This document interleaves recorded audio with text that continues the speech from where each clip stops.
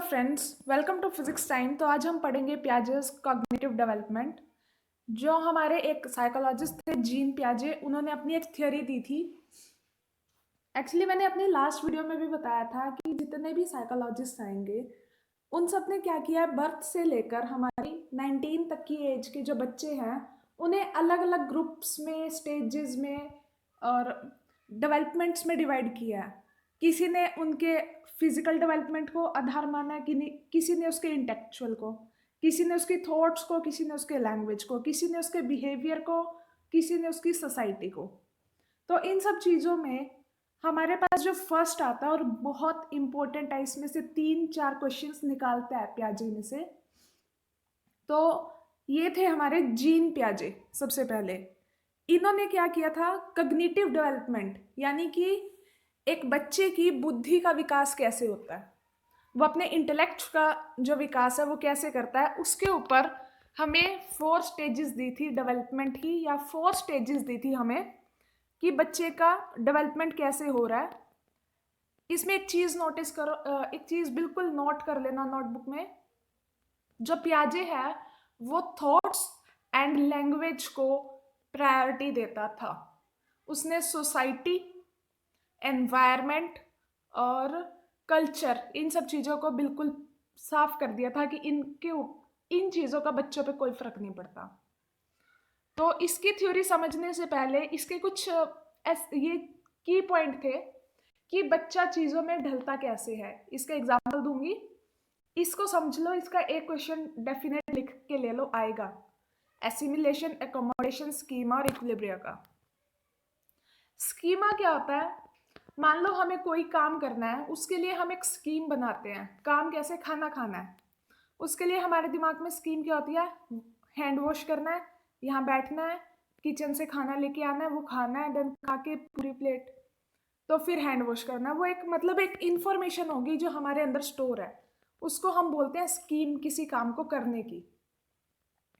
उसके बाद एसिमिलेशन क्या होता है, एसिमिलेशन होता है उसमें कुछ नई इंफॉर्मेशन ऐड करना। सपोज इसमें हम एक नई इंफॉर्मेशन ऐड कर दे कि हम खाने के बाद मीठा जरूर खाना है। हमने उस स्कीम को चेंज नहीं किया कहीं भी, लेकिन उसमें एक नई चीज ऐड कर दी। ठीक है।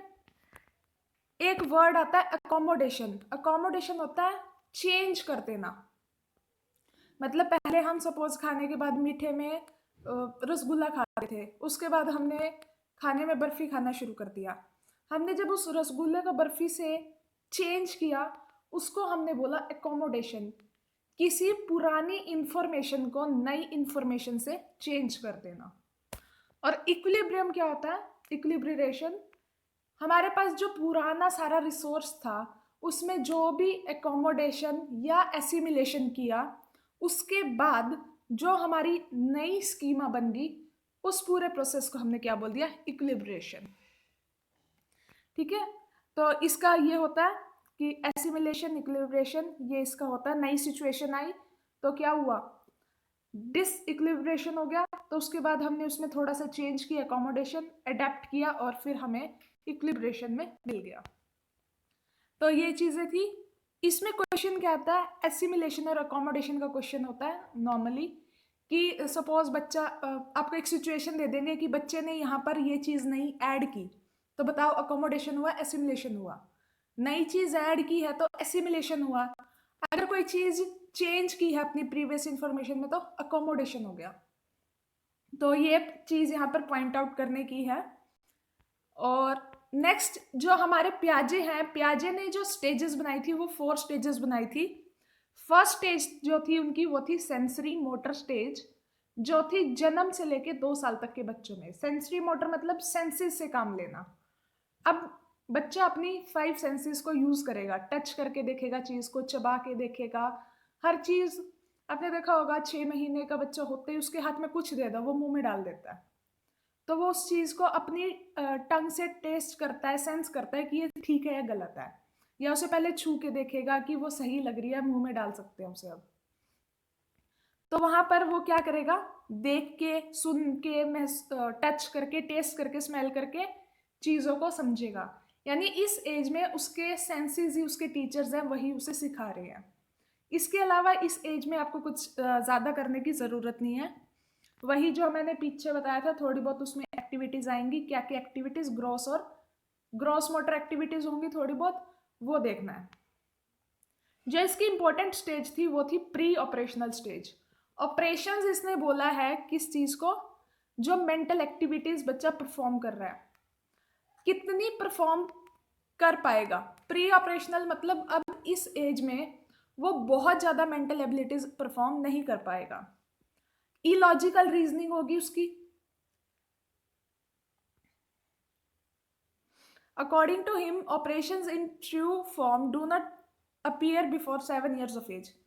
हिम मतलब पियाजे के अकॉर्डिंग जो ऑपरेशंस है बच्चे की, मेंटल एक्टिविटीज हैं, जो वो स्टेबल होगी वो 7 साल के बच्चे के बाद स्टेबल होगी, उससे पहले वो स्टेबल नहीं हो पाती हैं। इस एज में लैंग्वेज सीखता है बच्चा, प्लस ईगोसेंट्रिक होता है। मतलब ईगोसेंट्रिक या सेल्फ सेंटर्ड बोल सकते हो, कि सिर्फ उसकी अपनी दुनिया है। ड्रेसिंग करनी है तो उसे अपने अकॉर्डिंग करनी है। जैसे मैंने पहले एग्जांपल दिया था कि अगर उसे ब्लू कलर की ड्रेस पहननी है तो उसे ब्लू की ड्रेस पहननी है। उससे कोई मैटर नहीं करता कि ब्लू की ड्रेस वॉश में है या उसकी छोटी होगी या वो ड्रेस किसी को दे दी है। अगर उसे वो ड्रेस पहननी है तो पहननी है। वो मतलब खुद के लिए ही सोचेगा, वो किसी और को नहीं सोच पाएगा। और बस इसमें यही चीज़ें होती हैं। उसके बाद आती है कॉन्क्रीट ऑपरेशनल स्टेज, 7 से 11 ईयर। इसको हम स्कूल एज भी बोलते हैं, गैंग एज भी बोलते हैं। इस एज में बच्चे को स्कूल जाना सबसे ज़्यादा पसंद होता है, वहाँ जाके अपने गैंग्स बनाता है। इसको ट्रबलसम एज भी बोलते हैं, प्ले एज भी बोलते हैं। बच्चा बहुत ज़्यादा खेलता है, बहुत ज़्यादा। उसे तुम घर के अंदर नहीं डाल सकते। अगर 8 बजे भी मम्मी उसे घर के अंदर खींच के लेके आ रही है ना, तो वो घर नहीं आएगा। ठीक है। इसमें बच्चा 3 चीज़ें सीखता है, ये इंपॉर्टेंट है एग्जाम के according. Conservation, classification and seriation. होती क्या है ये? कंजर्वेशन होता है कि चीज़ों को समझना, कौन सी चीज़ कितने क्वांटिटी में है। अगर आपने एक बच्चे को 7 पेंसिल्स दे दी और उससे वो वापस ले ली, उसने कहा कि मम्मी मैं आपसे 2 दिन में 3 दिन में वापस ले रहा हूँ, और वो 3 दिन बाद आपसे वापस ले रहा है ना, तो वो काउंट करेगा कि उसने 7 दी थी, आप उसे 6 नहीं दे पाओगे।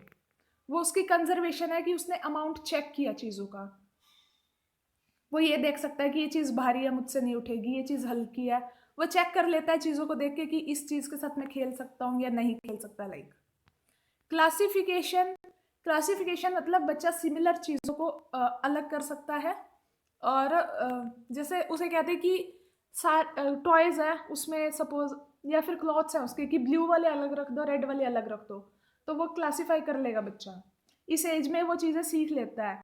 या बोल दो, हम इस एज में बच्चों को ये सिखाते हैं ना उनकी बुक्स में, कि सर्कल करो, स्क्वेयर को रेड कलर कर दो, या फिर सर्कल को ब्लू कलर कर दो, तो वो अलग से कर लेता है। तो इसका मतलब वो क्लासीफाई कर पा रहा है इन चीज़ों को। And last is seriation. Seriation का मतलब वो अरेंज कर लेगा छोटी बड़ी चीज़ों को इंक्रीजिंग डिक्रीजिंग ऑर्डर में। मान लो उसके पास 6 बॉल रखी है, सब अलग अलग साइज की है, तो अगर आप उसे कहोगे ना छोटी से बड़ी बॉल तक लाइन में लगाओ, तो वो लगा देगा बच्चा। तो वो सरिएशन भी इस एज में सीख जाता है, 7 से 11 साल की उम्र में। तो ये भी इंपॉर्टेंट है आपके लिए। फॉर्मल ऑपरेशन स्टेज कौन सी होती है? वही हमारी एडोल्सन एज या टीन एज बोले, 11 से 16 साल तक। इसने 16 साल तक ही लिया है, क्योंकि 16 से 19 वाला इसने इंक्लूड नहीं किया टीनेज में। तो हम इसे प्रॉपर एडोल्सन या टीनेज नहीं बोल सकते, बट स्टिल इसे हम फिर भी थोड़ा टीनेज के कैटेगरी में रखेंगे। तो इसमें टीनेज में क्या आएगा? लॉजिक इंक्रीज होंगे बच्चों के, जो उनकी इमेजिनेशन है वो हाइपोथेटिकल होंगी। दूसरा, अब वो एब्स्ट्रैक्ट चीज़ें सीख सकते हैं। एब्स्ट्रैक्ट मतलब आप उन्हें कोई कैलकुलेशन दो। देखो एक चीज़ होती है जो इस एज में होती है बच्चों के पास, कॉन्क्रीट ऑपरेशनल एज में। अगर आप बच्चों को कहोगे ना 7 + 2 ऐड करो, तो अपनी फिंगर्स पे ऐड कर लेंगे वो पीछे करके। लेकिन जो हमारी फॉर्मल ऑपरेशनल स्टेज है उसमें बच्चा दिमाग में ही कैलकुलेट कर लेगा। एब्स्ट्रैक्ट उसे बोलते हैं जो ऑब्जेक्ट्स नहीं यूज करता। एक चीज रह गई यहाँ पर, ऑब्जेक्ट आनी चाहिए थी, आई डोंट नो क्यों नहीं आई।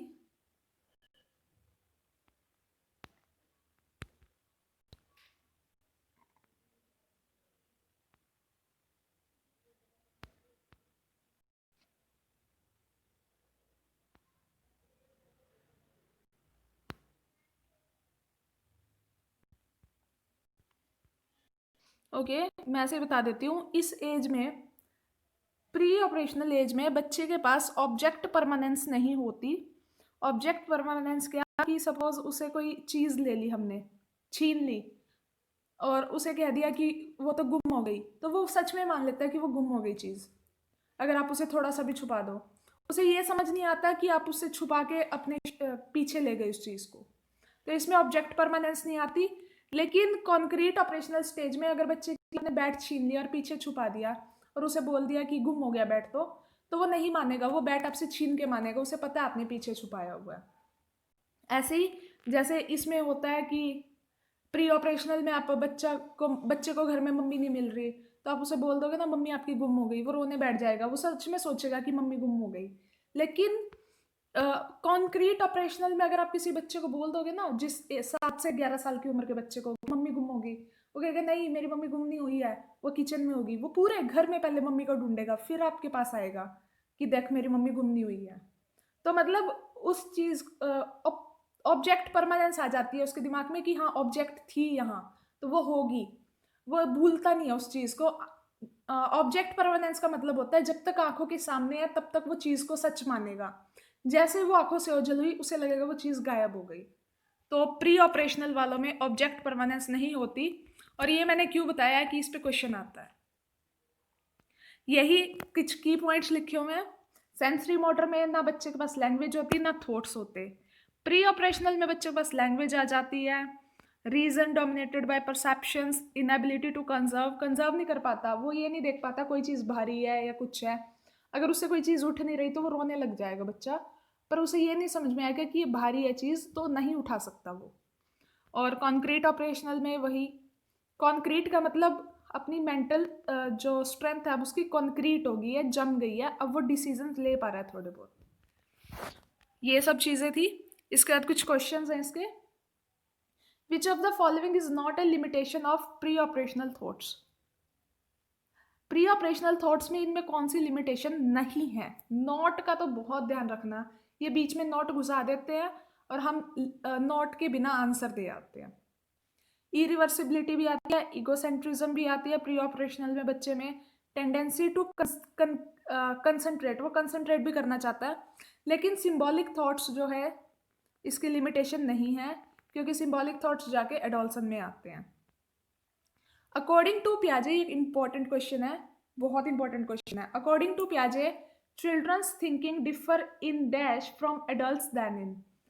पियाजे ये मानते हैं कि जितनी बुद्धि एक एडल्ट के पास है उतनी ही एक बच्चे के पास है, यानी दोनों के पास सेम इंटेलेक्ट है, same kind of same amount of thinking है, लेकिन उन दोनों की थिंकिंग अपनी एज के अकॉर्डिंग चेंज हो रही है, काइंड में फर्क आ रहा है।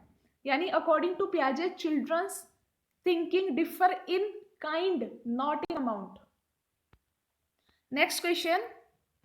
अब ये वाला जब इसके साथ 3 थ्योरीज हैं, ये होगी हमारी जीन पियाजे की, इसके बाद है कॉलबक की, और एक मुझे नाम नहीं याद उसका, एक रशियन साइकोलॉजिस्ट है उसकी है।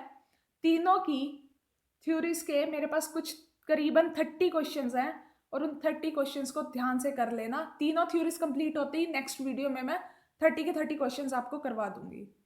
तो जितने क्वेश्चंस आप सुनोगे सिर्फ, लिखने की जरूरत नहीं है, प्रैक्टिस की नीड नहीं है। सिर्फ जितने क्वेश्चन सुनोगे, जितना ज्यादा CDP को सुनते रहोगे वीडियोस को, it will be helpful to you. And here is the last question, जो मैंने बिल्कुल स्टार्टिंग में बताया था कि जो हमारे पियाजे की थ्योरी है उसने किस एस्पेक्ट को नेग्लेक्ट कर दिया। बिल्कुल पियाजे की थ्योरी लैंग्वेज, थॉट और कॉग्निशन पे बनी हुई है, तो उसने बायोलॉजिकल एस्पेक्ट को लिया है और लिंग्विस्टिक मतलब लैंग्वेज को भी लिया है। उसने सोशल एस्पेक्ट और कल्चरल एस्पेक्ट को बिल्कुल छोड़ा है। लेकिन यहाँ पर दोनों ही हैं अब ऑप्शन में, तो आप सोशल वाले पे टिक करोगे क्योंकि प्रेफरेंस इसको मिलेगी। सपोज सोशल वाला ऑप्शन में ही ना होता तो कल्चरल वाले को टिक कर देते। तो ये दोनों ही इसके आंसर बन जाते हैं, तो बेटर है आप ए को प्रेफर करके चलो। तो यहाँ पर हमारे जीन पियाजे की थ्योरी होती है खत्म। कल करेंगे हम नेक्स्ट थ्योरी। कल के लिए रेडी रहो क्योंकि ये 20 videos will help you a lot in the year HTET 2020। चाहे आप पीआरटी के लिए दे रहे हो, टीजीटी के लिए दे रहे हो या पीजीटी के लिए दे रहे हो। इस सीडीपी के करने के बाद आपके 25 मार्क्स कंफर्म है। So all the best for exams and please like the video and do subscribe the channel. Thank you.